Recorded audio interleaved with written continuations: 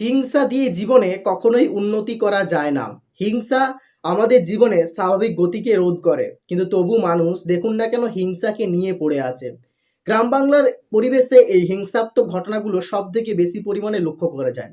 শুধু গ্রাম বাংলা কেন, শহরাঞ্চলের মানুষদের মধ্যেও হিংসাত্মক প্রভাবটা বহু গুণে লক্ষ্য করা যায়। এই হিংসা মানুষের একটা স্বাভাবিক গুণ, যেটাকে মানুষ কখনোই বর্জন করতে পারবে না। কিন্তু তারা চেষ্টা করলে কিন্তু তারা যদি চেষ্টা করে, তাদের এই হিংসাটাকে তারা নিয়ন্ত্রণে আনতে পারে।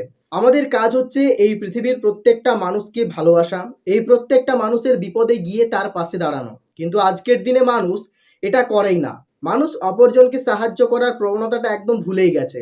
তাদেরকে সাহায্য করা তো দূরের কথা, তাদেরকে বিপদের দিকে ঠেলে দেয়। আজকের দিনে সমাজে যে ঘটনাটা সব থেকে বেশি পরিমাণে লক্ষ্য করা যায়, সেটা হলো যে একটা পরিবারে দুই ভাইয়ের মধ্যে যখন ঝগড়া হয়, দুটা ফ্যামিলির মধ্যে যখন ঝগড়া হয়, তখন সমাজের কিছু লোক এক ভাইয়ের পক্ষ নেয়, আবার কিছু লোক আরেক ভাইয়ের পক্ষ নেয়। এবং সমাজে যে লোকগুলো দুই ভাইয়ের পক্ষ নিয়েছে, তারা দুই ভাইকে উস্কানিমূলক কথাবার্তা বলতে শুরু করে, যাতে তাদের দুই ভাইয়ের এই সম্পর্কটা বেশি দিন টিকসই না হয়, যাতে তাদের দুই ভাইয়ের সম্পর্ক আগের মতো আর ভালো থাকে না।